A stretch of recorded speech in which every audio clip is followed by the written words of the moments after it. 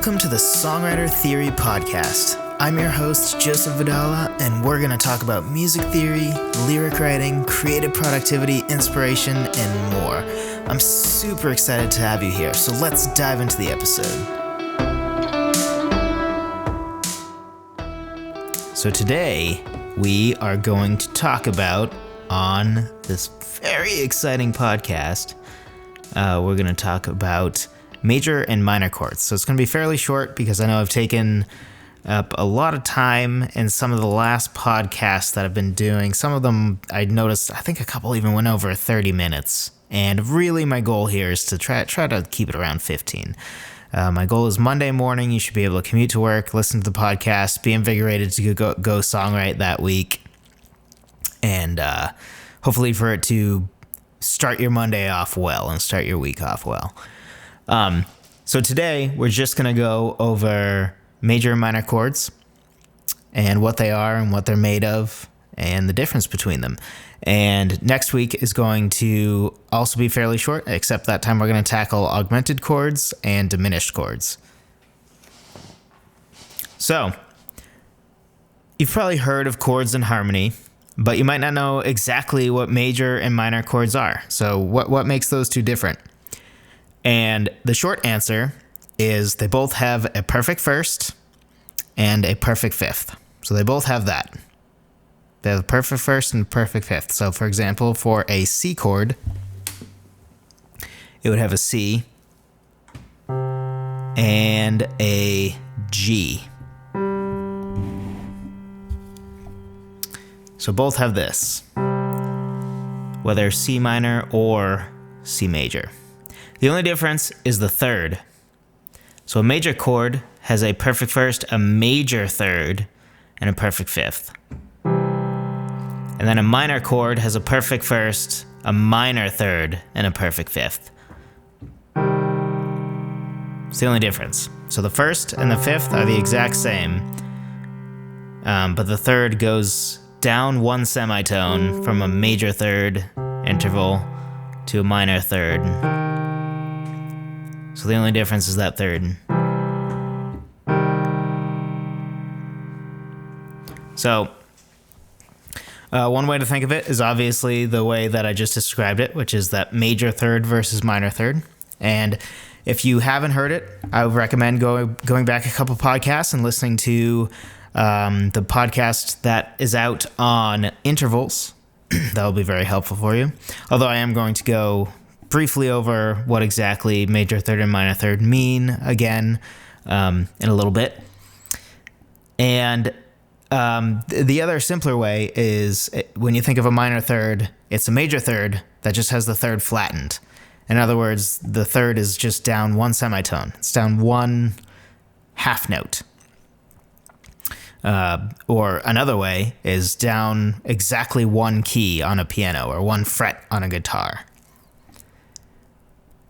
So here's the longer answer. That's slightly more informative. So major and minor chords, and augmented and diminished for that matter, they're all something called a triad. So a triad is sort of the heart of a chord. Now, not all chords are triads by any means, but triads are very much the base of chord structure that we have, especially in Western music. We're very often working off of these triads. And a triad is really just a set of three notes that can be stacked in thirds. So in other words, it's where the first note to the second note in the chord is a type of third, and then that second note to the third note in the chord is another type of third. Or another way to look at this is the distance between the first and second note is a type of third, and the distance between the first and the third note in the chord is a type of fifth. So that's really all a triad is. So it's basically a first, a third, and a fifth. Now, how we get different types of chords are by changing the quality of the interval, as the numbers will stay the same. So if you remember, if you've listened to it, the interval podcast, we talk about how an interval is basically made up of two things. The number, which is like third, fifth, seventh, sixth, and the quality, which is major, minor, perfect, diminished, or augmented. So the quality is what's going to change with these triads. The numbers are going to be the same. It's always going to be a first, a third, and a fifth with these triads. So for major chords, major triads, minor, augmented, and diminished, all of them have a first, a third, and a fifth. We're only going to be changing qualities of them. And before you just assume that because a major chord has a major third and a minor chord has a minor third, an augmented chord does not have an augmented third. It does not have that. That is not how we do that. So you'll have to tune in next week to find out what those are. So a triad, if you look at a sheet of music, and for this I do recommend, I always put the accompanying blog post in the show notes. It's one of the first links on there. And I highly recommend going to it for this, just to see this picture. But if you're familiar at all with music notation, a triad always is something where, like, if one note is on a line, then the next note is on the next line, and the next note is on that next line. Or if the first note is between two lines, the next one will be the next slot between two lines, and then the next slot between two lines. So triad will always look like that. The only things that are going to change are the sharps and flats and all that on them. So for both major and minor chords, or triads, we always have that first and a perfect fifth. So this. It's simply the note in the middle, the third, that's different. So, also, we went over this on our podcast on intervals, but a major third is 4 semitones from the root note. And again, to refresh, a semitone is the smallest interval that we have in Western music. A semitone and a half note are the same thing. Half step, sorry. Not a half note, a half step. And for frame of reference of what a semitone or a half step are, it's like going up 1 fret on a guitar or going to the next piano note. Now, when I say next piano note, I don't mean just the white keys. I mean whatever the next note is. Whichever one is up by a semitone. So whichever one is next. So those are all semitones. So between a first and so for a major third, that's 4 semitones, and for a minor third is 3 semitones. So that's always one way to figure it out. So to go back to our let's do the minor chord first. We have this, we'll use C, so we have C, and then 1 semitone to a C sharp, another semitone to a D, and then another semitone, which is the third one, to an E flat or a D sharp. So that is the third we know we have, because we counted up 1, 2, 3 notes, 3 semitones for that minor third. That's our minor third, and then of course we still have the perfect fifth.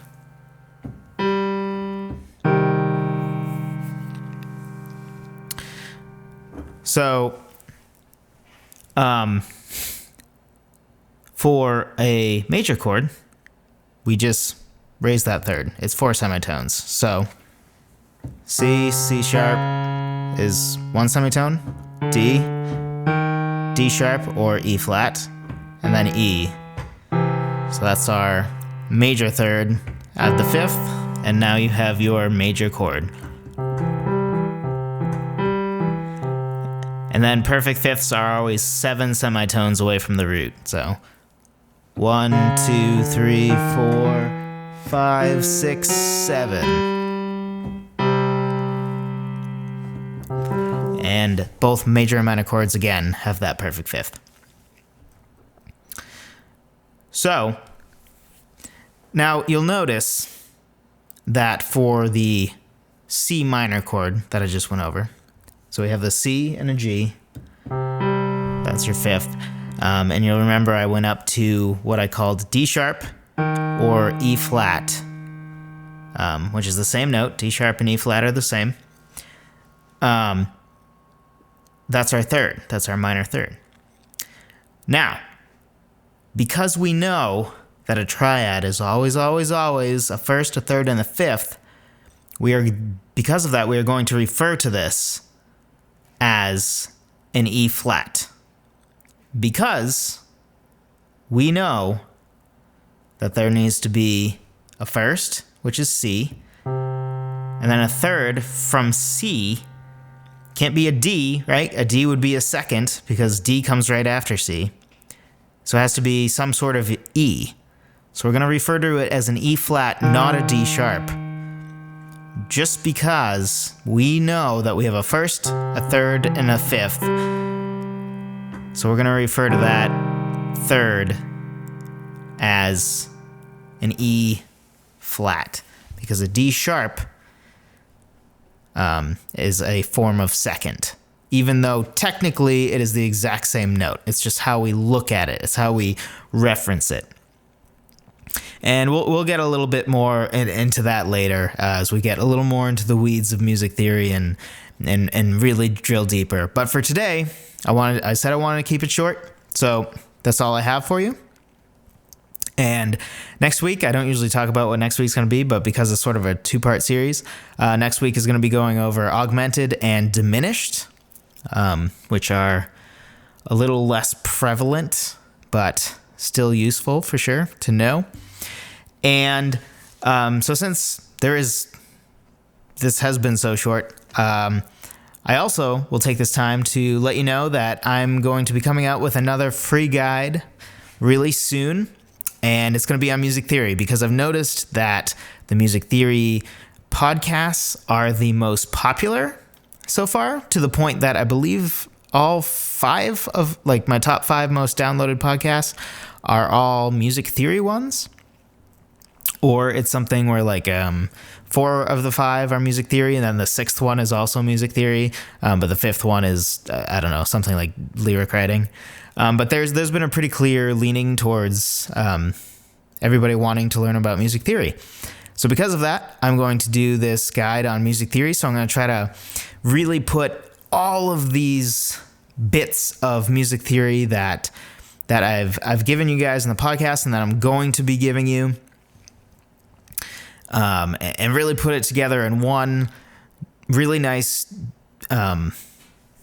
sort of long ebook that's going to be all in one place for you, and with nice pictures and everything. So that is a project that's going to be coming up soon. So look for that.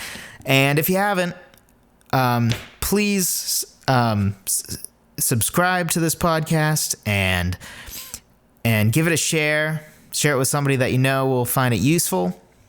And be sure to leave a review as well. And if you don't want to leave a review because you have more negative things than positive things to say, then shoot me an email. My email is just joseph@songwritertheory.com.